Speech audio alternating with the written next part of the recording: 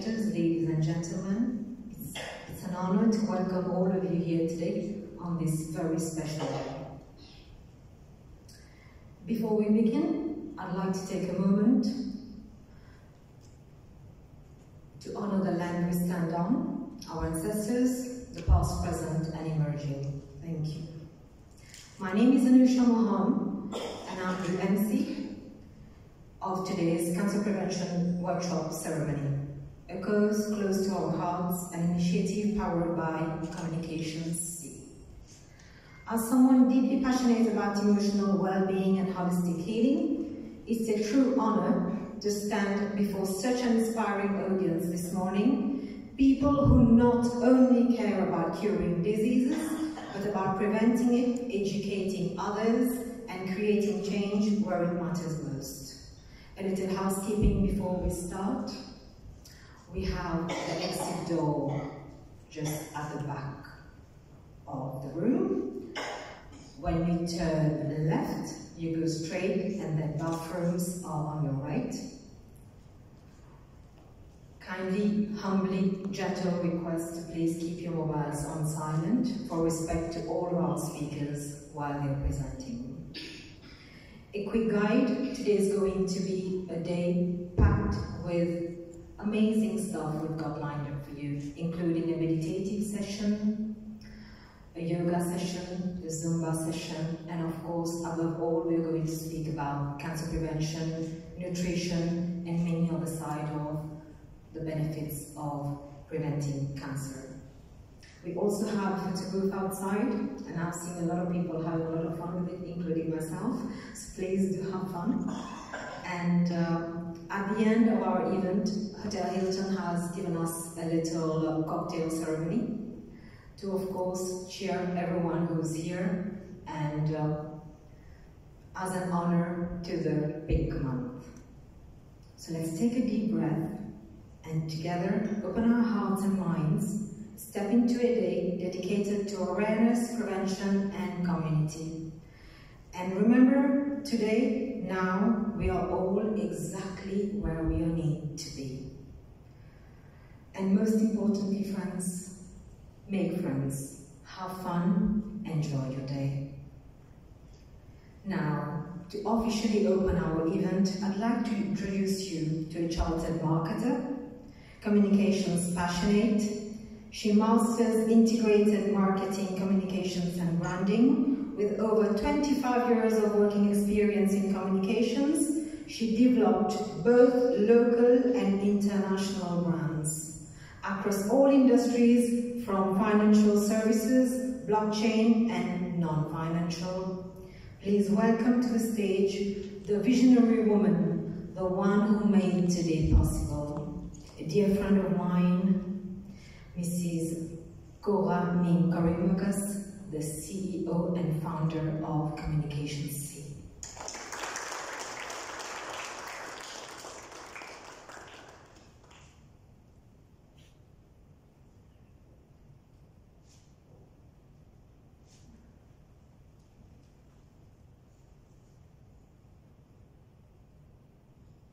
Ladies and gentlemen, distinguished guests, speakers, friends, supporters, a warm welcome to the Cancer Prevention Workshop for Corporates.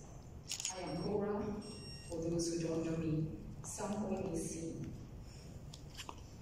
After spending 20 years in corporate life, I took the plunge into entrepreneurship, finally turning my passion into a business where work feels less like work and more like a great ongoing adventure. We are running 24/7, responding to our clients, who we proudly call our partners, with enthusiasm and dedication. So what we actually do, we are a one-stop shop communications agency, offering a full 360-degree range of services, including consulting, events management, PR, media strategy, communication strategy, production. We love communication, but we also know the corporate grind all too well, that hectic schedule when we have cancer makes even the simplest task feel like climbing a mountain. That's why we decided to give back, supporting corporate team members facing cancer in terminal phase by donating a percentage of our turnover monthly. We are a small company with a big heart. We share not just what we have, but also what we don't have, our time. Last year, we quietly supported 5 corporate teams with monthly contributions, no publicity, no CSR slogans, and we are definitely not an NGO. Just a group of individuals who believe you don't need a system or a label to make the difference. We initially started this idea from a very different event to bring together everyone in the medical field under one roof, to share their experiences, tackle the challenges faced in synchronization of specialties, and find common solutions for a smoother, more unified approach to cancer treatment. Well, let's just say that dream didn't exactly roll out as planned.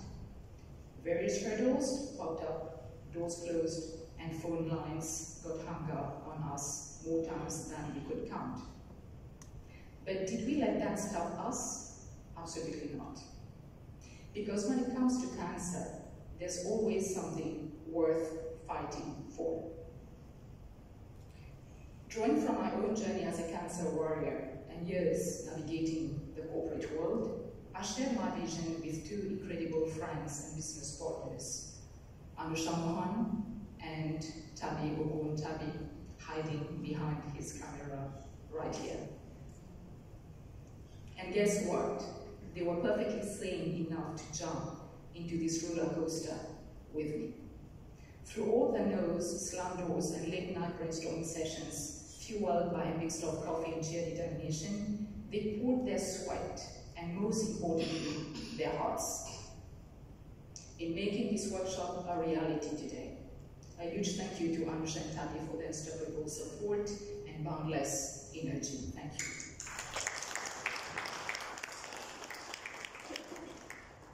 Then we spoke with Dr. Todorovic, CEO of Partager, whose support and enthusiasm felt like a breath of fresh air. He generously offered his time and encouragement, which fueled our passion even more. His trust in this project has been a game changer and a real motivator to push forward with this meaningful initiative. Thank you, Doctor.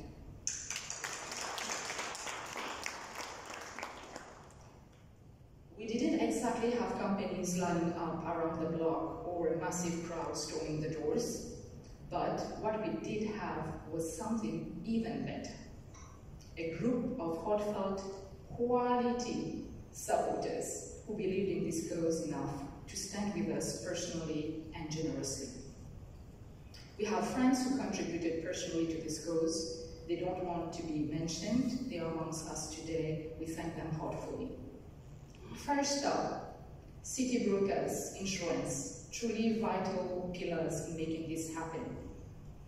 There's good to come. The CEO is Eric Gerval. He's based in France, in Lyon, having footprint across the globe, and now even right here in Mauritius, he didn't hesitate for a second. His immediate yes was like music to our ears, represented today in Mauritius by Mrs. Kelly Verasan.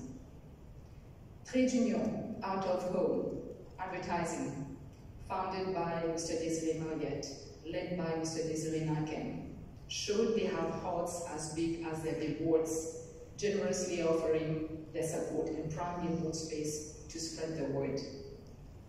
The ever-gracious Hilton Resort Mauritius, my home base for all my fantastic events over the last 20 years, opened their doors once again with warmth and support to host this event in their stunning setting. Andrea Lodge, represented today by the wonderful Mrs. Vanida Morimotu and Miss Smita Muniram, also stood firmly with us in this cause. From across the seas, AME Trade from UK has a global footprint through the financial services conferences and felt compelled to contribute to this cause close to their hearts. SKC Surat, the Surat family, proud bearers of the SKC Safer label, promoting healthier fruits and vegetables, lent their laudable support. Wakanda 4.0 CEO Benito Ilaza, represented by Iliana, also stepped up with their backing. And last but certainly not least, a huge thank you to the Ministry of Health and Wellness, AstraZeneca, Unicorn, Pharmacy Nouvelle, Big Wellness Coach, Tree Meds Living Center, Acropolis Training Institute, and Media 5, partners we deeply value and appreciate. So while we might not have packed the house, we have packed this event with passion, care, and champions who truly matter. You just heard the MC walk you through what to expect today. And let me tell you, this agenda wasn't thrown together last minute like a rush report. No, it's been carefully tailored especially for you, inspired by my own personal journey of rebuilding, strengthening, and gearing up from this daily battle we call cancer prevention. Think of cancer prevention as a daily workout, not just for your muscle, but for your whole being. It's about nurturing the body, mind, and spirit all at once. Today, I'm humbled to bring you that full picture, holistic approach, packed with practical wisdom. I truly hope you'll tuck away every tip and treasure, every piece of advice our experts share, because these aren't just words, they are tools to fight smarter and live stronger. You'll notice your badges normally have first names on purpose. This isn't your typical workshop. We are diving into a topic that touches every person, every family, everyone, every employer, the whole country. So let's break the ice, get to know one another, share stories, and really connect. Out front, you've got a photo booth ready to capture your smiles, instant prints, and digital copies sent straight to your inbox. Please, we encourage you to show your love on social media, tag us, and spread the word. But above all, enjoy yourselves. Special thanks go to all who fought hard, those still fighting, and those working on prevention. I can't close without sending a very special shout out to my mentor, my best friend, who left us in December last year, Dejan Ristich. For those who didn't know him, Dejan was truly ahead of his time. The ultimate strategist and a passionate of strategy and marketing. The last company he led, Hutchins, was more than just a business. It was a sanctuary for anyone hunting for a job, craving guidance, or simply broke in every sense of the word. And let's just say, if you were in need, Dejan had a seat saved just for you. He didn't just teach me business, he built me up and instilled in me the core value of never giving up, when you believe in something deep down in your guts. And if you're convinced you're right, well, he'll tell you to fight like hell to prove it. Today I pay tribute to him, knowing this workshop was something we were meant to create together. We initiated together the first online cancer support group we called Challenges Support Group every Thursday to support families and cancer fighters in need to a supportive community. The following are some inspiring words I would like to share that Dejan used to say in this Challenges group. He said, "Our challenges are neither punishments nor opportunities, just challenges. Burden shared is burden halved. Comfort shared is comfort doubled. Memories are for the past and dreams are for the future, but joy is for now. Gratitude is our only natural response to life, regardless of life challenges. Life must be cherished a moment at a time. We are whole only when we take ownership of all our challenges." I express a heartfelt thank you to his wonderful wife and my best friend, Maurice Info, for joining us today. Maurice, having you here is a true honor. Thank you for being here. So let's make today count. Let's learn, let's share, let's create a corporate community that not only talks prevention, but lives it every day. Thank you all for being here. Let's get started. Thank you.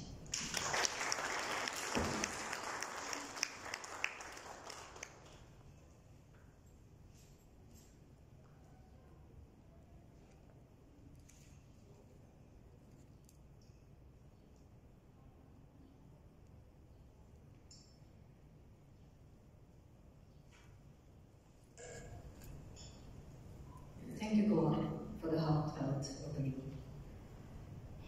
We are going to start, ladies and gentlemen, and I'm going to invite Ms. Dr. Narvadana Mayan from the Ministry of Health, representing the National Cancer Center,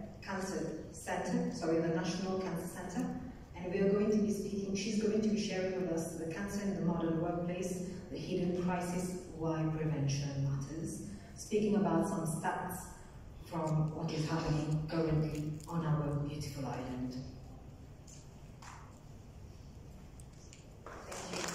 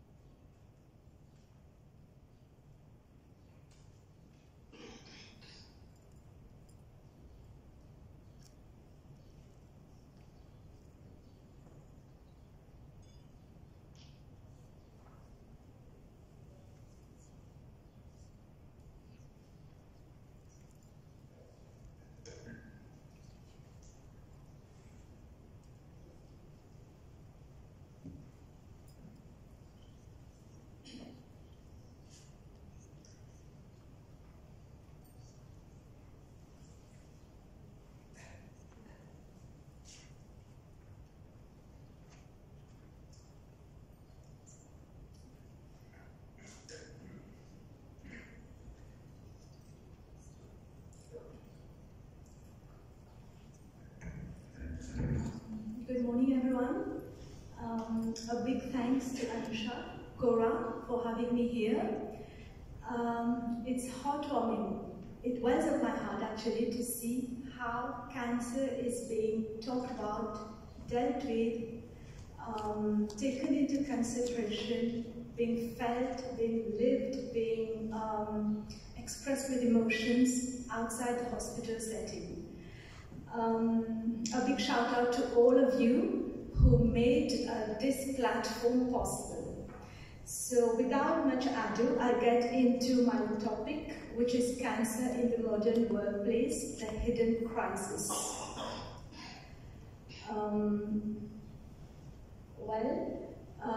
This will be kind of the schema that we'll be talking about, a little bit about the statistics, how it goes in the corporate world, what are the risk factors, and what all we have in Mauritius, and especially at the National Cancer Hospital, for dealing with cancer.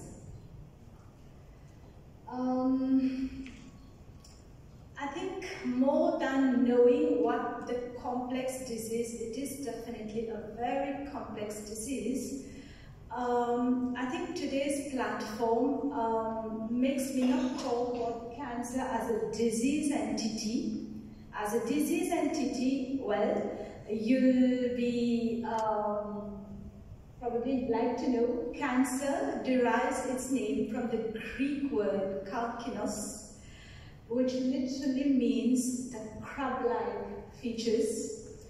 Why is a suitable word for the disease cancer? Morphologically, if you see the cancer cells under the microscope, they do resemble these crab structures with their tentacles. But what I more like to perceive about it is how this disease takes its tentacles on life. Today, I'm not going to explain you the disease per se, cancer, but for me, Today, talking about cancer, we'll be dealing with it as a complex situation, not as a disease, but something which impacts your life. It's a life experience. It can be a game changer. It can be, I mean, it's just an experience. It has to be walked through. It's not just a disease, like, you know, it gets diagnosed, you get your treatment, and you go home. Unfortunately, no, it's not like that. Cancer impacts you. It impacts your work. It impacts your surroundings, your family, your friends, your future, everything. Unfortunately, it's like that. And what I believe is the one thing, you'll see this slide may be a bit out of place. Why it's here? For me, it's like, be it in the corporate world, be it outside on the roads, be it you'll see manual workers. I think the one thing which we still have to go over, which we have to get through, is dealing with cancer. I think the one hindrance which we have to the many very preventable, avoidable situations, there are very many steps which we can take to curb the disease. Why we are not reaching there, I think this slide kind of summarizes it. We are, unfortunately, at all levels, very much want to take our step back from it. We are scared of being diagnosed. Sometimes when we go to talk about cancer in certain settings, unfortunately people just walk out because no, cannot assimilate, it's too much. So being able to talk about it, knowing that it exists, things can be done.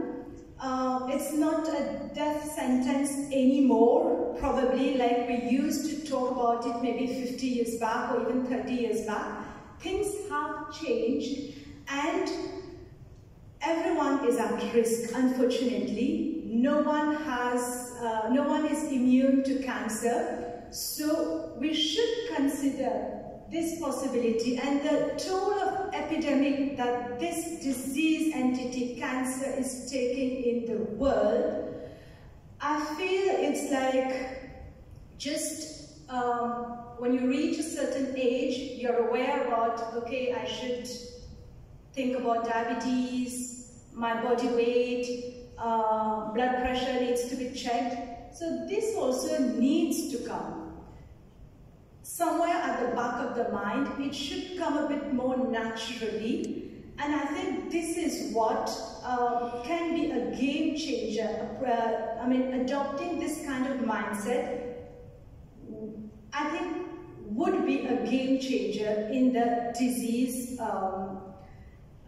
setting. I will describe to you a very brief case history of a patient who is very close to my heart. Pathway very unique in itself. A case that I will never remember. Challenges that I faced as a clinician and emotions which came as a human being. So there was this very young health professional, a doctor, a practicing doctor. Just a few months post her wedding, she felt some kind of breast lump. She's a doctor, obviously she knows that breast lump is not a good thing. But very many years later on, when I met her down the line of her treatment, she did tell me she didn't know what to do when she had a breast lump. She's a doctor. She has all access to all kinds of advice, screening, diagnosis, everything, but yet this is what she felt. She told me, I didn't know what to do. It took me several days. I had to seek advice from other friends to know how to get through. Then finally a diagnosis of cancer was made. She saw everywhere, in Mauritius, abroad. She had her treatment done. She had obviously to get her disease confirmed like anybody else through a biopsy. She had got her pre-operative chemotherapy. She had a surgery done. Fortunately, we have reached a point in time where breast cancer does not mean sacrificing your breast. She had a conservative surgery done, following which she had radiotherapy done, and all this took her to different parts of the world seeking what would be the best for her. Following that, she was recommended to have hormonal treatment, a treatment which is much lighter, but which goes on for years, and during which you're not supposed to be pregnant. However, after a few months of her hormonal therapy, she was into her first pregnancy. She delivered a child, which is very much healthy today. A few years later, 2 to 3 years later, she was into her second pregnancy, again defaulting her hormonal treatment. And during the 8th month of her pregnancy, she was diagnosed to have metastatic disease, widely metastatic disease. One side of her hip was almost eaten up. When you see the x-ray, it's like you don't believe that she will ever be able to stand on that leg, to bear any weight on that part of the hip. But fortunately, after a few months, she was walking, holding her baby in her arms. She struggled through the treatment. She wanted to be as long as possible there for her kids, but unfortunately she recently passed away, succumbing to her disease. I will not say more about this case, but at other points in time, as we go on in the presentation, I do refer to this. So what's the scenario in Mauritius? It's definitely the statistics are alarming. The latest statistics that we have are for the year 2023, with nearly 3,000 new cases being diagnosed. Imagine, in a small population, you have nearly 3,000 new patients being told you have cancer. And slightly more in females, 1,200 in males, and more than 1,600 in females, obviously with an increased ratio towards females. And what would be of interest to us today, in the working population below 60 years of age, we have nearly 40% of the cases. It's a lot, more than 1,000. And in the productive years, socio-economically productive years, 15 to 64, if you see, you have a higher preponderance towards women. And fortunately, kids are not immune to it, but the percentage is less than 1%. And more than 1,500 people lost their life to cancer in a single year in our small population. It's a lot. This is a bit what we tried to see. If you see diagrammatically, more than 70 years, yes, you do have a significantly high proportion of afflicted people, but if you see below 70 years where people are working, that makes up the majority. What are the cancer cases that we frequently see? Breast cancers takes the toll. It's outstandingly high, nearly around 600 cases every year. followed by colorectal. When you combine both male and females, it takes the second position. But if you see in males alone, the highest is prostate cancer. So to see it in another way, the most common cancers in males, number 1, prostate, followed by colorectal, lung, head and neck, and stomach cancers. In females, breast takes the lion's share, followed by colorectal and gynecological cancers. Now, more importantly, how has the trend been? The numbers are there. It's alarmingly high, but somewhere we are following the patterns of the world trends. But what about the trend in Mauritius? Let's say over some 20 years. Here, in 2000, around 2000, less than 1,500 of total of new cases. And the latest that we have, 3,000. There have been years where we have crossed 3,000 also. More than doubled. Why is it so? Yes, we do have an aging population. As aging goes on, your cancer risks increase. Yes, we do have better screening procedures. We are catching more cancers which previously went undetected. People are more aware. Yes, they are coming up with their disease. But the disease production per se is increasing. Yes. How are we doing compared to some other countries in the region? We are comparing with South Africa, Reunion, and Kenya. These are the places where we have compiled the statistics like we have in Mauritius, so it's easy to compare. You'll see prostate. This is Mauritius. In each of the representations, the darker one is for Mauritius. So regarding prostate cancer, we are not that bad in Mauritius, though it's the leading cancer cause in males. South Africa, you'll see a relatively higher incidence. That's because of the racial preponderance. Breast cancer, here we are leading. It's not a good thing. Colorectal cancer, again, not very good situation. Both in males and females.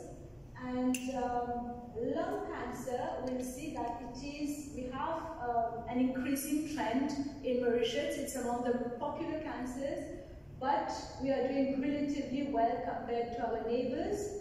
And gynecological cancers, the endometrial cancers, the risks follow a bit that of breast, so you'll see the trend a bit the same. So we are following world patterns, but it's not a good thing. Now, whenever we see patients, whenever in the clinic, many a times the first approach from the patient side would be, doctor, how do you think I got it? My relatives don't have it. I've not been smoking. How? I have it. What do you think? Are my children safe? My siblings, are they safe?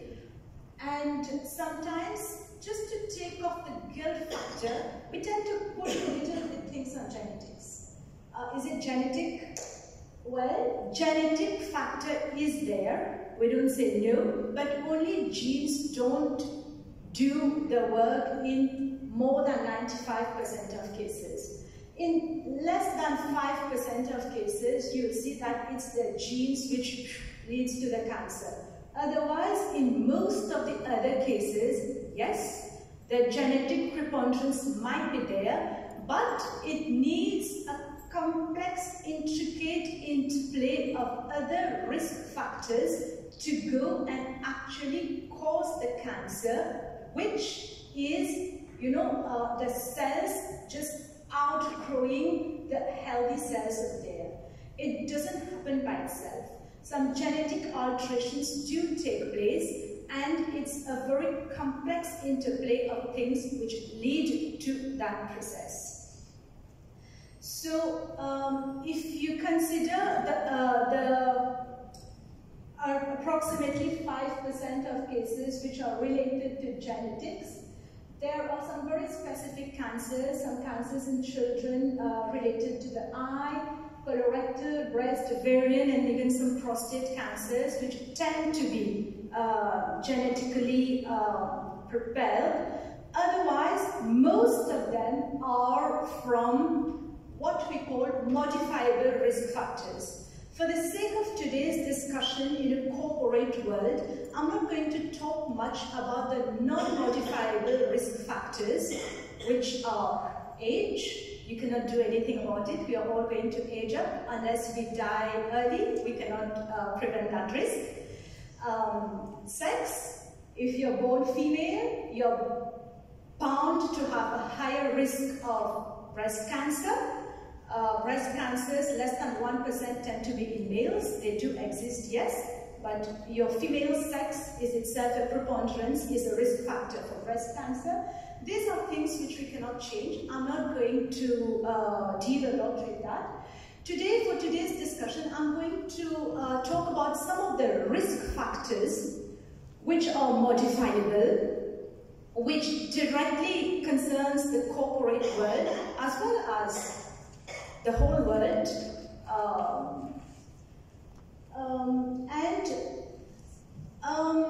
the complex thing about it, these are the risk factors which propel the cancers which we most commonly see in the world as well as on our island. Breast cancer, colorectal cancer, lung cancer, gynecological cancers, they are all very much modulated by these risk factors. So they are things which we can take in our hands. The first most modifiable, preventable factor which leads to cancer is smoking. Big no to cigarettes, it helps in all ways. You decide never to smoke in life, it decreases your risks. You're smoking and you decide to stop down the lane. After 5 years, 10 years for some cancers, it goes on decreasing your risks. So in all ways, staying away from tobacco, from cigarettes, does decrease your risks. Definitely, lung cancers are the ones which are most frequently caused, linked to tobacco.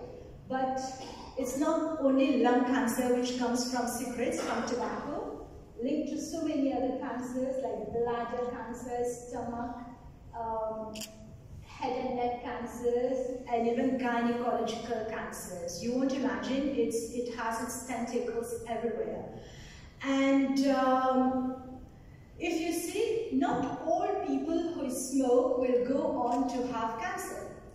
About, let's say, 15% of the population who smoke will be at risk of cancer. But 80% of lung cancers will be due to smoking. Is it that difficult? Already you can see so much we can take in our hands by not smoking. Why is it not happening? Probably these are the things that we should reflect upon, make it happen, because it is doable.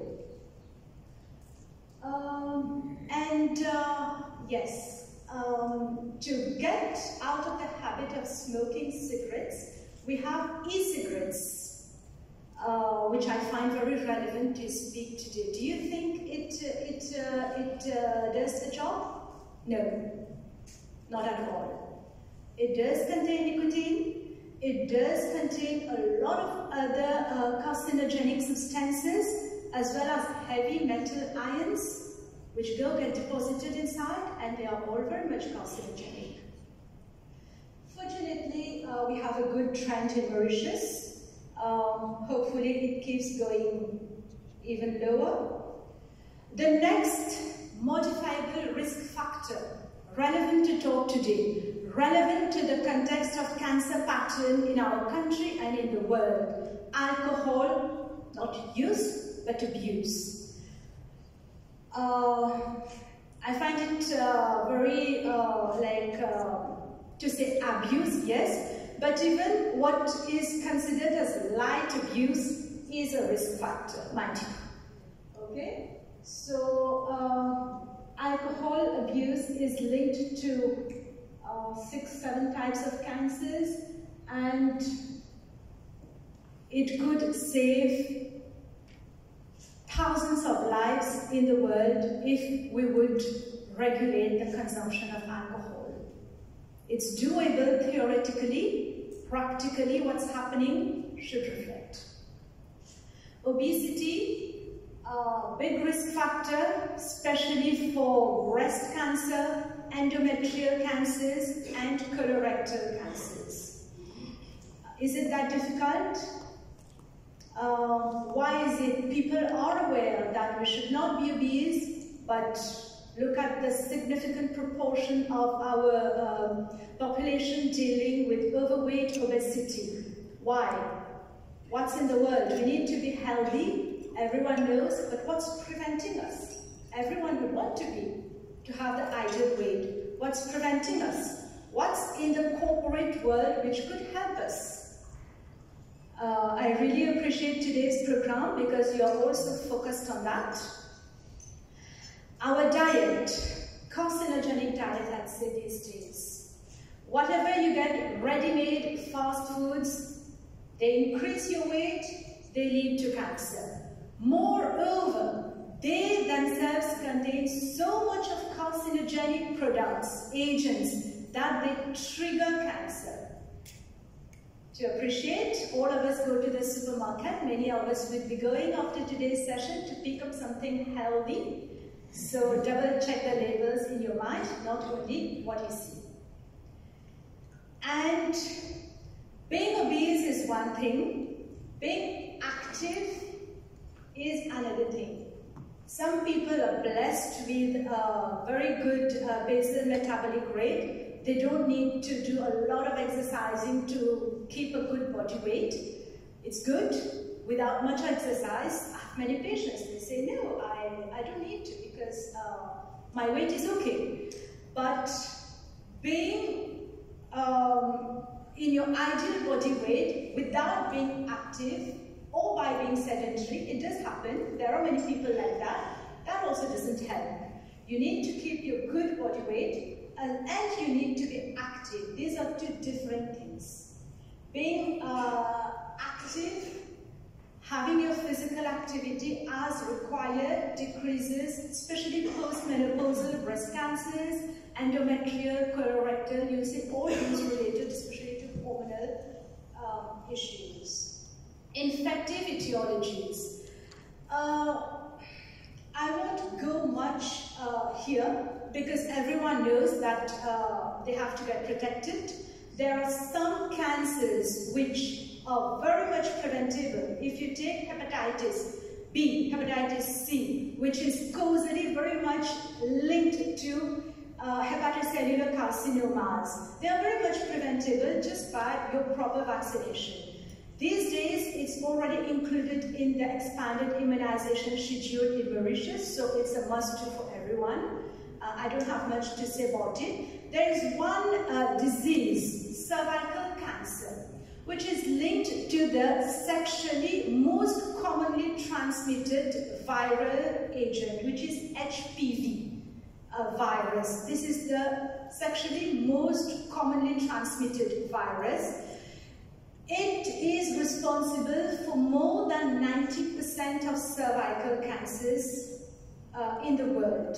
In Mauritius, the trend of cervical cancers has been quite steady over the past few years with around 100 cases per year. Fortunately, in the clinic, we do not see really people from the corporate world with cervical cancers. The statistics are low. But one thing, tomorrow, most of you, your kids are going to come from school with a consent form for HPV vaccine. Do give them this gift of immunoprotection. it does save them against cancers later on in life. Not only cervical cancer in females, but also oropharyngeal cancers, penile cancers, anorectal cancers, both in males and females, and the vaccine is both for boys and girls aged 9 to 14 years ideally. Do consider to get your kids protected. Occupational environmental pollution, yes, we can stay away from that. I don't think so much about concern today, but I do talk about radiation exposure. Why? Most of us do have an insurance. Most of us sometimes do have some symptoms. Would have attended to some talks here and there saying that we need to get screened, we need to get detected early. So you'll have a cough, you'll have some minor issues, some minor symptoms. You say, okay, let me get a CT scan done straight away. It's better than getting an X-ray done here or getting examined by the doctor. It takes more time, so just go and get a scan done. No, it increases your risk to radiation. And eventually, accumulated radiation exposure does increase your risk to cancer. So think well before you undertake any examination by yourself. And these days we are talking a lot about PET scan, which is an immensely helpful diagnostic tool in the world of oncology. But mind you, it's not for screening.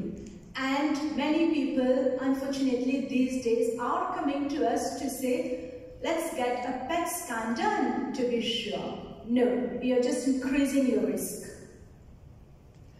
I'm not going to talk much about symptoms, but as a doctor, it would be incomplete for me to go without triggering your reflex to certain symptoms.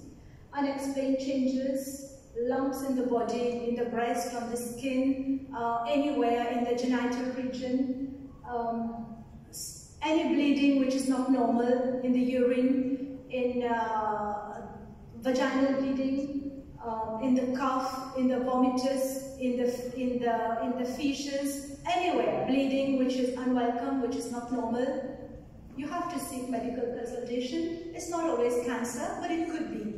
And you wouldn't know staying at home. Moles, not very relevant in our country because we don't have that great number of skin cancers. Unexplained weight loss, yes, if you're not dieting, you're exercising as much as you were doing 5 years back, 10 years back, but still you're losing weight, you're not making any extra efforts from the diet point of view. I do not wish to talk more about symptoms because I believe in such an educated world, we should not wait for symptoms. We should do our screening, we should do primary prevention. Let's move away from, like, you know, what we call red flags in cancer, the red symptoms, the red flags. I don't think so. It's for the corporate world. I think our role comes much before. We should prevent, we should screen, but if we have any of these symptoms, we should get help. And the strategy is, yes, to treat cancer. Once we have it, we have to treat. That's my role as an oncologist. But we have to go beyond that now because it's too much. It's simply too much. We are seeing too many cases. We know that it's preventable. Anusha asked me to talk about the shocking statistics. For me, the biggest shock is when we know that it's so much preventable, when we know that most of the cancers which are increasing these days are due to the modifiable risk factors. It's extremely shocking, alarming to see how it's still increasing. WHO says 30 to 50% of all cancer cases in the world are preventable. We'd say around the same statistics in Mauritius also. We have well-documented scientific studies which say that with a healthy lifestyle, you can decrease your cancer risks. So we have this European study where 4 lifestyle factors were assessed: smoking, maintaining a good body weight, having proper physical activity, and taking the proper diet. Now, proper diet in our context, yes, we do encourage lots of fresh fruits, vegetables, high fiber diet, but how much they are packed with fertilizers these days, that's another concern. Definitely these are things that can be worked upon. So people who had these lifestyle factors well maintained, they had approximately 1/3 lower risk of cancer. 4 factors. We are not even talking about alcohol, the exposures, radiation exposures and all, with 4 factors. And they are so much intricate, these factors. You start with one and the others will automatically follow. So with the healthy lifestyle, this was the benefit that we had for cancer, but along with that, so much of benefit with respect to diabetes, myocardial infection and strokes. So it can only do good to keep a healthy lifestyle. So a little bit about what cancer services are available in Mauritius. I'll go back to that case study we presented for a health professional. She juggled around the whole world to get treated.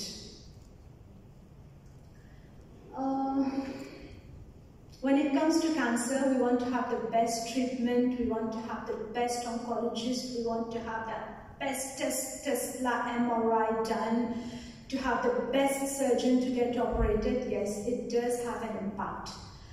Do we have, what are the services that we are offering in the government service in Mauritius? Regarding the diagnostic services, we do have X-rays, CT scan, MRIs and mammographies which are being done. Unfortunately, the amount of facilities that we have and the number of cases we have to cater for does not give us room really for screening mammography at a nation level to be done with the amount of facilities that we do have. But we certainly have started a high-risk mammography screening program some 2 years back. It's underway, it's going on. We are struggling through the facilities, through the what we have, the number of cases exploding on us. It's a real challenge. It's true, the problem is real. Happily, until recently we didn't have PET scan in Mauritius, which is kind of a game changer in diagnosis of cancer. Since a few years we have it in the private sector on the country, and since this year we have it operational at the National Cancer Hospital. We do have lab facilities, blood tests which are done. Pathology services are an extremely important aspect of our diagnostic. Without pathology confirmation, we usually do not treat cancers. We do have a pathologist who is attached to our center. Otherwise, we do get a lot of help from the pathologist based at Victoria Hospital. We have a 24-hour emergency service which is there for cancer patients. What treatment modalities we offer? So as oncologists, our main activity over there relates to chemotherapy and radiotherapy. Chemotherapy, ever since we have the new cancer center, at least for the sake of convenience, facility, a proper environment, things have very much improved compared to what we had a few years back. And it's this modality, radiotherapy, which has seen an awesome escalation in service ever since we have our new machines operational. So we are slowly moving from what previously, just 2 years back, we were doing only two-dimensional radiotherapy in the service, and now we are slowly moving. We have already embarked on three-dimensional and are gradually moving to the more conformal radiotherapy services. What it means to you all, it means getting your radiotherapy treatment with more of accuracy, with more of dosage of radiation to the cancer, whilst being able to protect your healthy tissues, your organs around more efficiently. So less of toxicities, less of short-term and long-term side effects. We do have limited access to some of the newer modalities.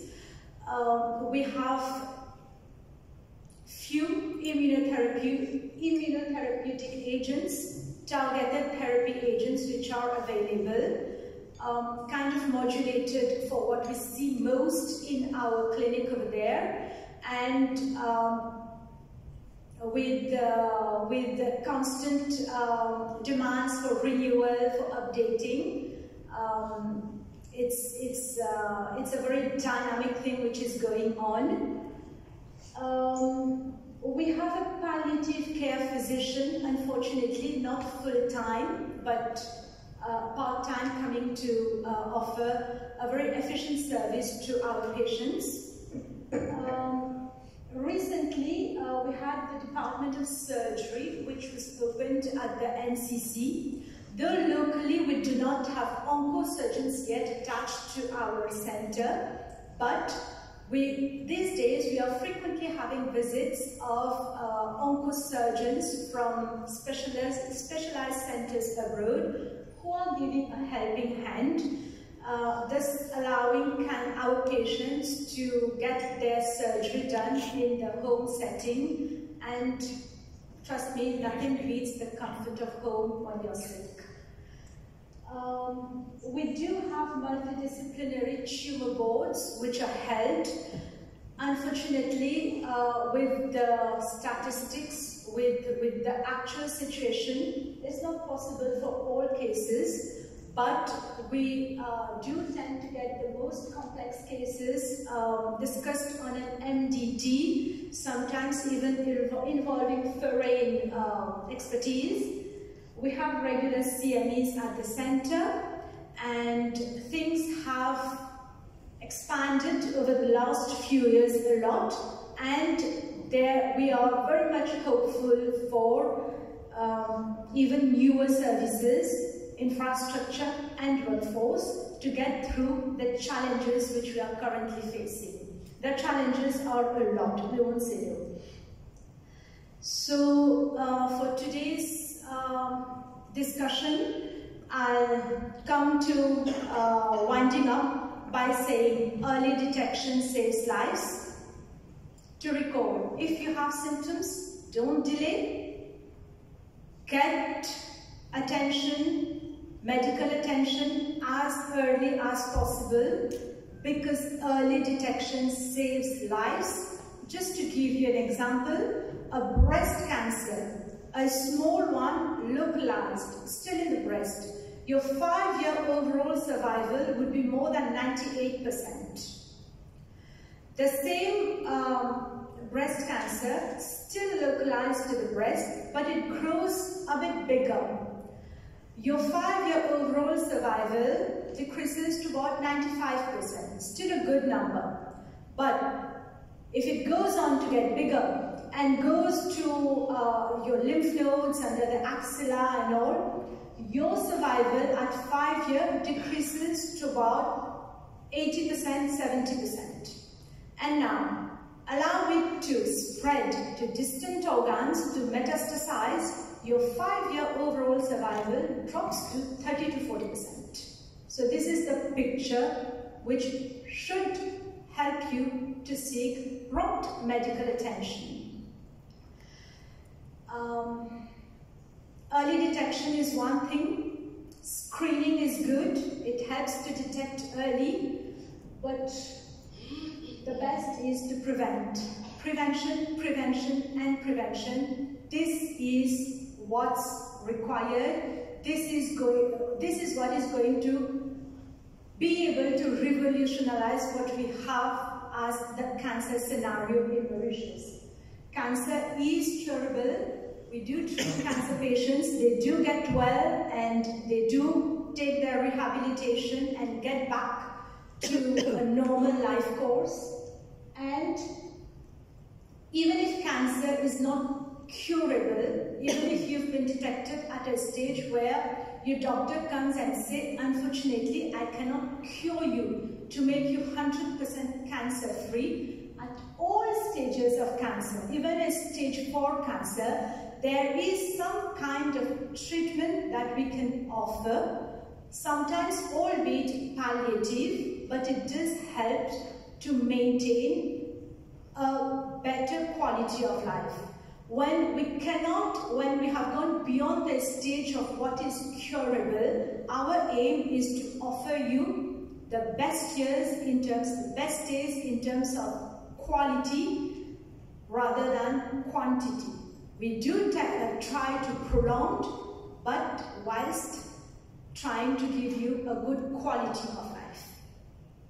Quality of life is the one thing which we need to take into consideration once we say that we cannot cure you 100%. So with this, I'll wind up. I think I've been quite much longer. I'm sorry for that. I'd be glad to answer to your questions. Maybe I'd like to say, because we are running late, the doctor will be available after. If anybody has any questions, don't hesitate during our coffee time. Thank you for being patient with us. Sure, thank you. Thank you so much.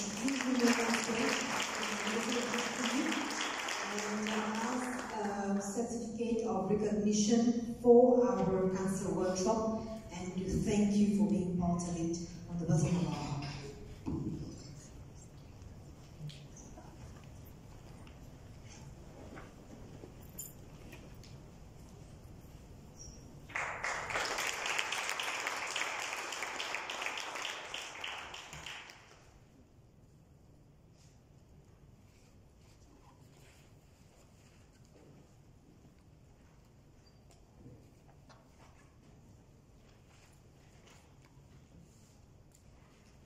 Thank you, my audience.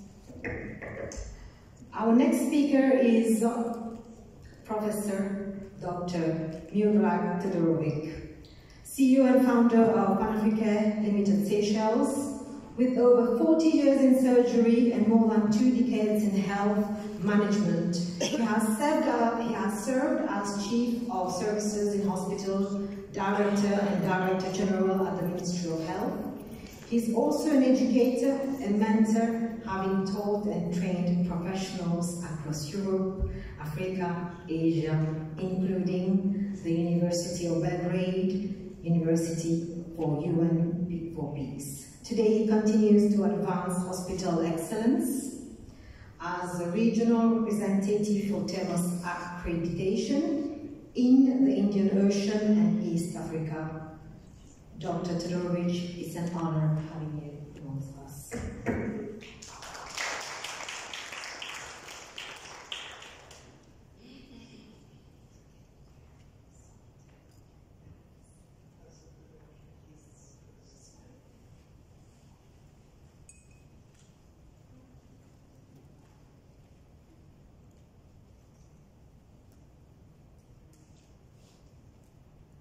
Thank you for being patient again.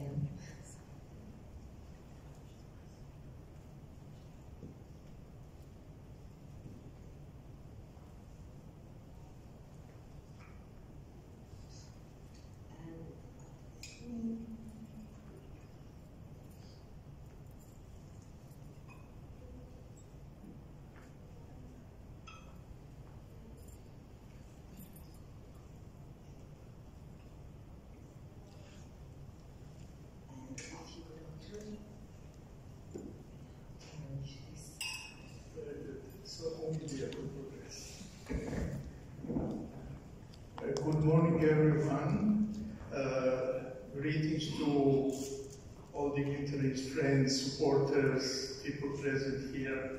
And then I must say I'm so happy to be back to Mauritius after a certain period of time and to meet some dear friends and dear heads I knew from before, and happy to see them all today, and also to greet you from wherever you are in support of this meeting, where before and for every compliment, the two ladies, Anusha and Cora, who when they invited me to come, I was so impressed because already 15 years I'm trying to implement something in line with this seminar or this meeting today, with this preventive program for cancer, and also happy to say that this falls exactly in this month of October, where this is the awareness month for breast cancer,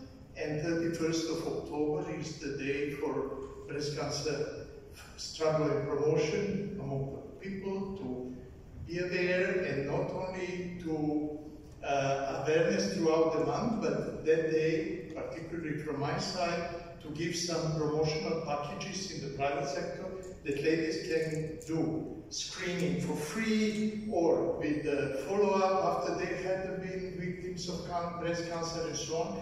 And this really falls very nicely in this month of October for me to come back and to participate in this meeting. Thank you very much. I'm sorry, my predecessor took my time, so I have to squeeze my presentation. But I will try to not to go back to what was said, just to go forward, and then to tell you that for a difference, the first presentation was from something what is called public health, governmental, Ministry of Health, or attitudes of WHO with strategic approach to the oncology and problems of cancer. I'm going to tell you something more on the side of the private sector and how the corporate can be involved in this, how to work more in the preventive side, not really in the curative area. You know, I'm 47 years in my profession, 47. Half of my life I spent in the public health, working for governments and big institutions, dealing long years in theater as a surgeon, struggling with esophageal cancers, lung cancer, stomach cancer, total gastrectomies. I did everything that is oncology and surgery. But since I moved to the private sector, and then I realized major investments in big institutional theaters, treatments, PET scan, this and that, realizing how little, in fact, we can retain or slow down this wave of cancer as the doctor presented is increasing, and we do everything. We invest more and more in this for better treatment, for better outcomes, but the numbers are going up. I realized that moving to private sector, I got more opportunities to do something what eventually I noticed in public sector the service is failing to do. What is this? This is the promotional side. In every Ministry of Health, I'm coming from your neighboring country, from Seychelles, and the pattern that was presented here, number of cancers in different areas is exactly the same. And exactly the same numbers are going up in female cancers, in male cancers, and so on. I have my explanation for the recent years, but I want to say that I noticed, for instance, that whatever is sponsored, let's say WHO sponsors awareness months, giving money to ministries to promote this, to promote, it's such a low scale of low impact in the public. It's nice, on the TV everyone listens and doesn't take action. Everyone understands, but it's not me. This is addressed to somebody else and so on. So how to go, how to enter the public, how to make an impact, how to measure that and evaluate the result of this all is another story. And let's say, with the age and opportunities that I built in my program, I'm a bit different than what is the official frame for promotion or early detection of cancers. When I was a student, it was 74, the screening program or definition of the screening was like, it has to be a technique to detect, let's say, cancer early enough, with a technique which is extremely cheap, publicly easy to implement, with good feedback or selection of suspected cases. This did not change much. It is still the same. What has changed? This is the technology and facilities compared to 50 years ago. How easy we can do screening program now with little gadgets which are in hand, and the only thing is how to mobilize people to come and expose themselves to the screening program. This is why today's meeting is very important. Screenings at the public level, given TV programs, newspaper outlets, teaching session and so on, becomes diluted in the public. This is where the corporate address of this matter becomes very important, because people who are employed in one company, in a big company, they are in fact united at work, but the corporate management can help them to become aware, or as a group to transfer to them, or do the screening program the way that they can involve also their families from home at their working place. You know, the communities are really diluting any action. You go to the community, you take the blood sample, you test this, you test that. People come, but no effect after that. At work, if you do in an organized manner, and why I'm saying organized manner, not comes once in a blue moon when the funds are available and so on, but do it permanently every year. Why it is important every year? Because in this screening program every year, you will not miss the beginning of the disease. If the doctor said cancer, breast cancer, for instance, is taking 5 years to become 1 centimeter bigger in diameter. If you do it before the cancer is obvious, if you do it next year, you will pick it up the year out when it is 5 millimeters, when it is 1 centimeter. So in 5 years' time, you have always enough time to early detect the lesion. So screening is in fact not depicting cancers, it's depicting patients or people who are prone to get cancer, and then with further tests you can prove that they have cancer or not. This is why I'm going to say a few words about the screening program that we are implementing compared to what is officially available actually as a screening program. Also, to repeat some of few facts that the doctor said from the official statistics and theories, and how to integrate screening into corporate health. Or how do we do it? Screening doesn't mean you have cancer, so screening is for healthy people. And if we achieve that in one company where everyone believes that is healthy, explain the importance that everyone goes through one screening this October, let's say all ladies in one company this October can have breast screening program and be booked for the next year same time.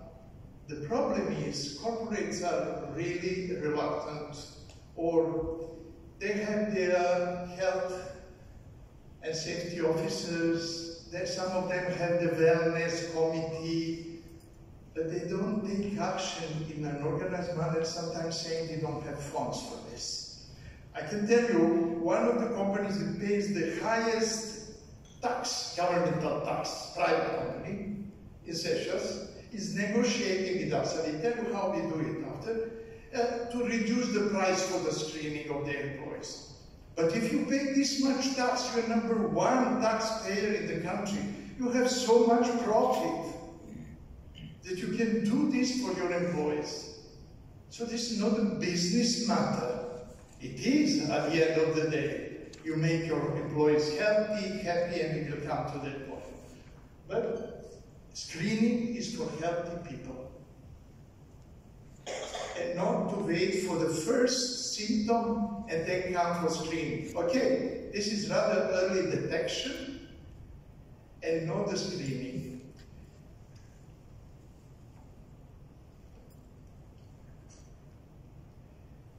So, first sentence says, looking for cancer before a person has any symptom.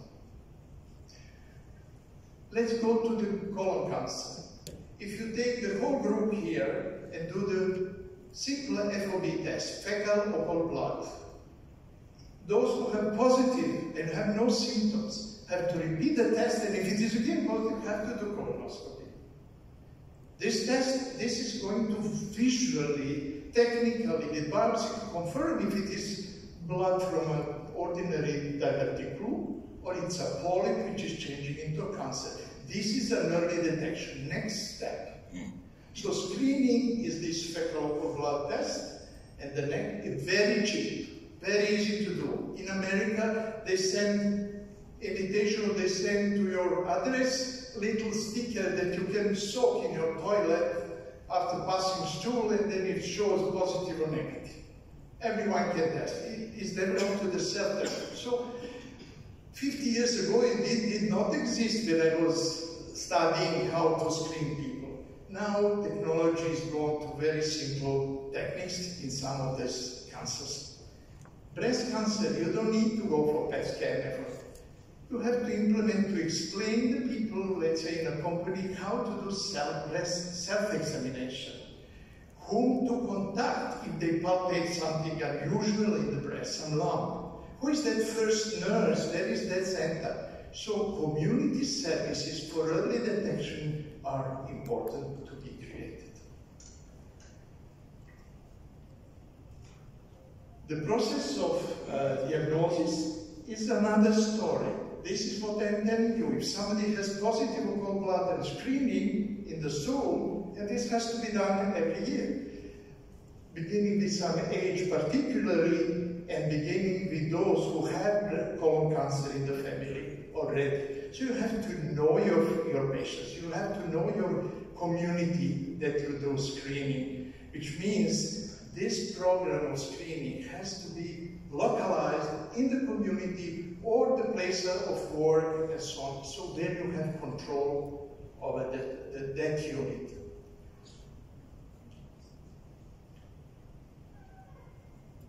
When I created my company 15 years ago, and then we created a clinic, this was the first preventive clinic in the region. Who is doing prevention? Usually institute, ministries, this and that. You know, theoretical people, WHO sitting in the office doing statistics and advising how to do prevention. But doing preventive medicine in the clinic is not only talking to the patient, is to have a specific program for cancer, how you do screening in your, I'm talking now on the private sector, not going into the public activities, but in my clinic 15 years ago, we had a frame programs of screening cancer. Most common cancer, you cannot screen all cancers in that massive way, but most common cancer, as much as in Mauritius, Seychelles, is suffering the same. Colon cancer for both genders. Prostate, most common for male.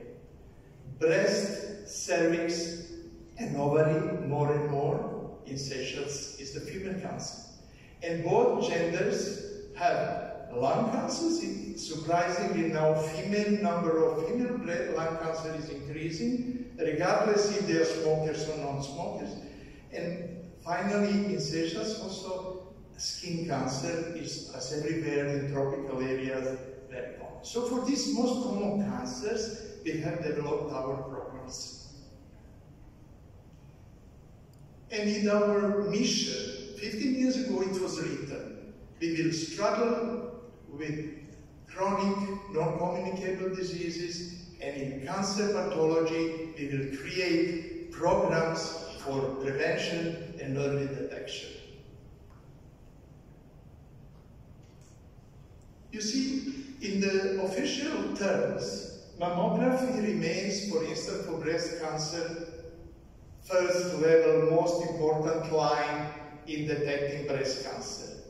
It's true, but you know, you have different type of breast tissue. Dense breast tissue is difficult to identify sometimes the early beginning of the cancer. In many of our mammograms, ladies after the mammography, are sent for ultrasound diagnostic because ultrasound is much easier to identify hypoechoic zone in that dense breast tissue, even microcalcification.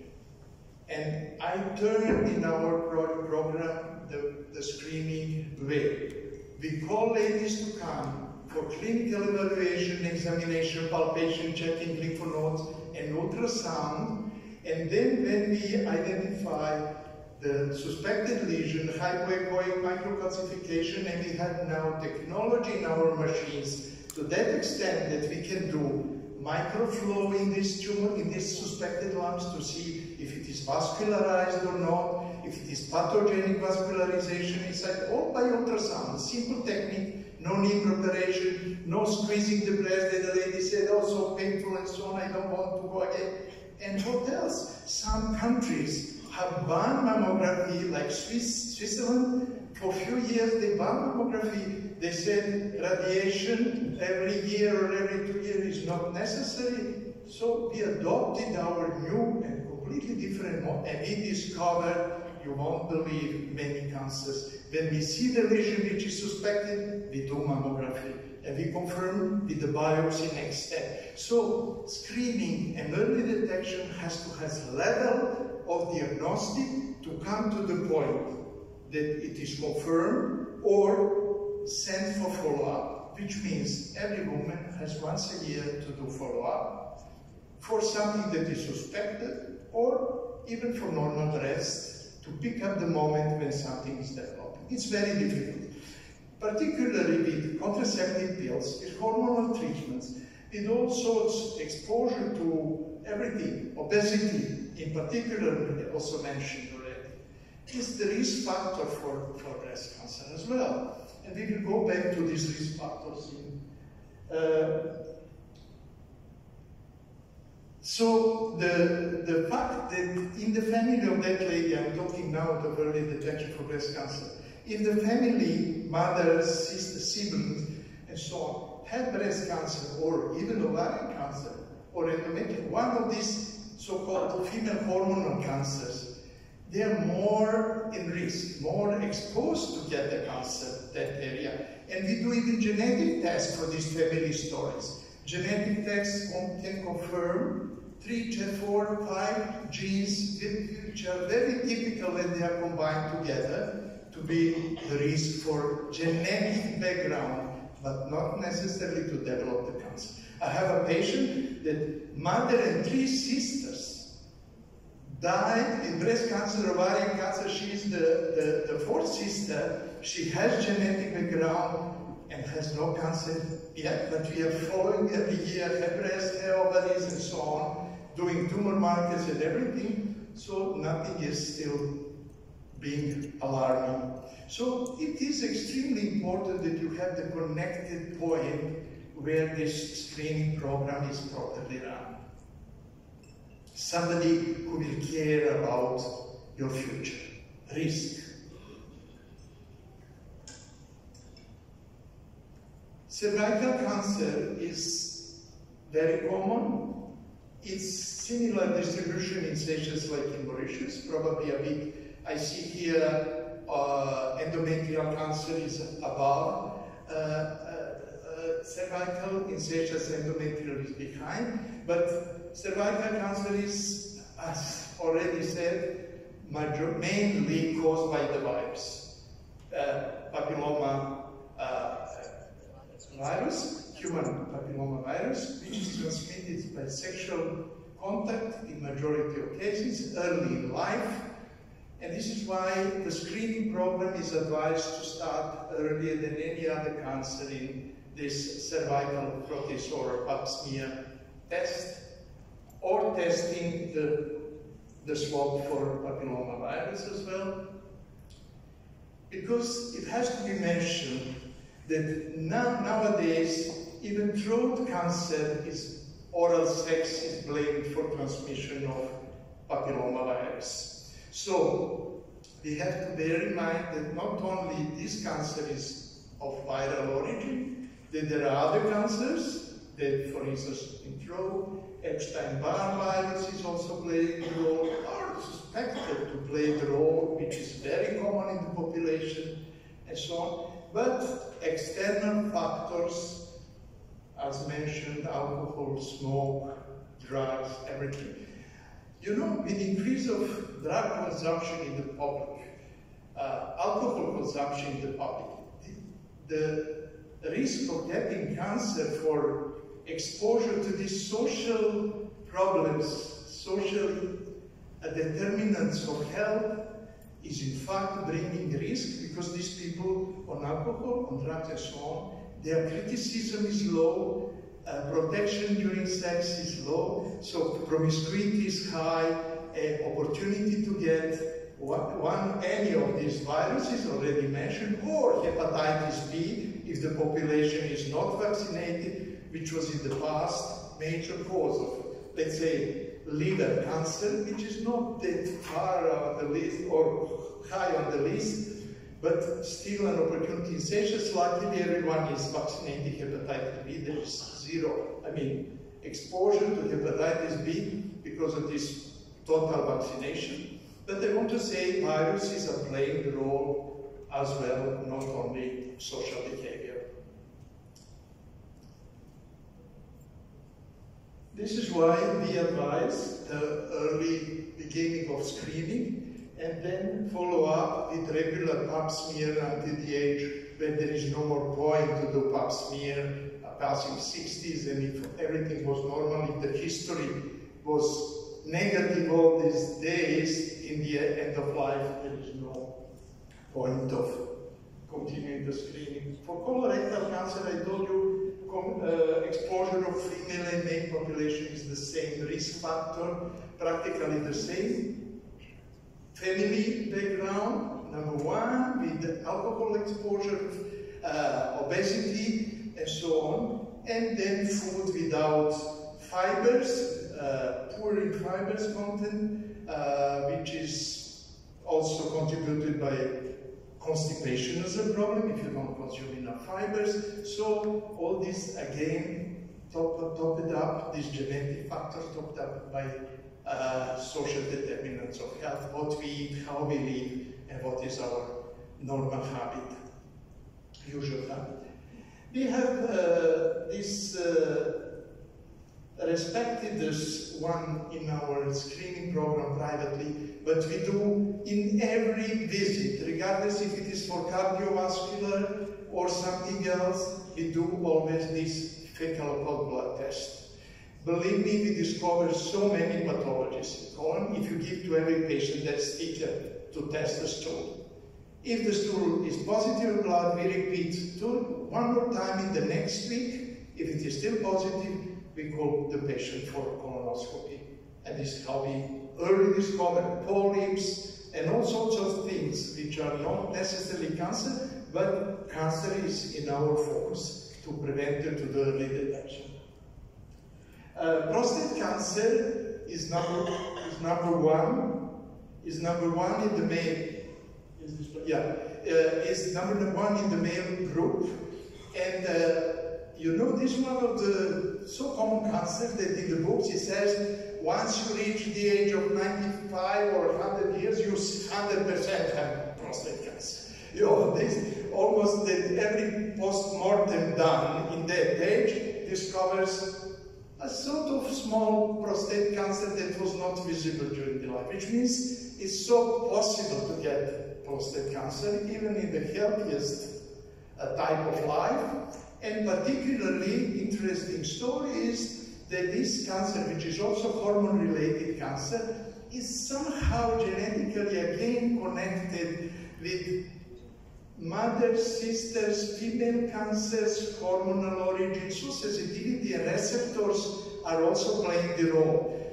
Now it goes to that extent that some medication, like very often given to size down benign prostate, like dutasteride, is also possible that in those who have genetic background boost the cancer to be more aggressive and more. So very careful with pharmacology as well to be in that group. But if somebody, particularly dark black skin, African origin, with father with prostate cancer, extremely important to do meticulous yearly screening. Screening in our private means every man has to come after the age, let's say 45. We put it down to 40 because we had bad experiences, because cancer is coming down in the age. We have breast cancer much earlier than it was supposed to start for screening. We had also, I had a patient in pregnancy developing such a fast growth of cancer that we had to do mastectomy or advise the patient to terminate the pregnancy, which she didn't want. But anyway, these stories happen because these cancers are under hormonal influence, and it's rather to advise not to have children in that risky period, or if it's something developed, then to expose yourself to pregnancies. But let's go back to prostate. We decided to come down to the age of 40. I'm again talking about the private sector, about my program, and we discover lesions and positive PSA, where in that age is more infection of the prostate than the cancer, but we have the protocol to treat the prostatitis, and then follow up the same patient next year, and once the lesion is obvious, to do the prostatic biopsy in the beginning or at the end, but always to discover early enough. Prostate cancer becomes interesting because more and more reports are saying that it doesn't need, some of them and many of them need just follow-up. That there is no need for aggressive treatment, for immediate jumping of small cancers, depending on the staging and classification in histology, to jump immediately on prostatectomy and sort of, because there are young men which risk to have erectile dysfunction after the procedure because of the damaged nerves and so on. So it is really, again, going back to somebody who is taking care of your prevention, of your early detection, and of your follow-up. It goes back somehow to some family medicine area, and this is what is very important, or very sophisticated preventive clinic. Oral cancer, the easiest way through regular dental visits, because buccal mucosa is easy to explore, but unfortunately what we see is more and more inside deeper pharyngeal and lower. This is where I'm saying both viruses. On one side, Epstein-Barr lives, that virus lives in the mucosa of the throat, and then the other one, papilloma virus, also can be over there. On top of this, alcohol, smoking tobacco makes all prosthesis, prosthetic, inconvenient prosthetic work, can non-stop irritate the mucosa and then give the initial ulcer, which is considered a benign ulcer, but after that it turns to be a progressive cancer of the mouth. Skin cancer is quite common. We have majority of skin cancers in our clinic compared to other clinical cancers that we early detect, because we developed the system in preventive screening, total body mapping for skin cancer, and our dermatologist practically for all those who are coming does the whole body. there is a dermoscope, digital, which records the pictures, and it follows one lesion, and it can say this is only lentigo, or this is really going to develop the melanoma with eventual secondaries. You know, this cancer is really nasty, particularly for fair skin. So this cancer is equal in women and men, this skin cancers. And in those terms, our packages, again, I'm going back to that story, are on female and male block, of the age for female, the age for male, and then a regular visit. And you can't believe people who are coming to us are so, how to say, tied up with our program. They like it. They are reassured that there is nothing, because let's say, probably as a joke, we can tell them, and today we did everything, full screening, and we give you warranty for 1 year. You know, like a machine. You will not develop anything in the next year. If you come next year, we will do the complete screening again. Why I'm saying this? You know, package for cancer, for early detection in our program is just a segment of general checkup. And we have this included with cardiovascular, with diabetes, cancer program. So when somebody wants all, we do all. And we can determine really of these 3 groups of chronic conditions, which one to give more care. So we drop down a bit the age. This is the only difference. But the screening for colon begins with fecal occult blood tape. For cancer breast, with breast examination and ultrasound. On top of all, I have to tell you, the machinery is important and the person who is trained to do it. Ultrasound of the breast is very specific. It has to be in good temperature probe to determine every lesion, and then the machine, like our machine, has microflow to detect and has this elastography to do, which can detect that this hypoechoic is not a cyst, but is a very solid mass, even small, 5 millimeters, 1/78. Usually we detect it at 8 millimeter size. You know, that cancer is curable. That breast cancer is curable. And if you do the biopsy, which is also guided either by ultrasound or MRI and so on, you can detect it enough early that minor procedure saves life. I think the time is running. We better leave the other part for corporates, how to intervene in this. So, how we do it with corporates. Let's say better like this. Thank you very much. I stop here.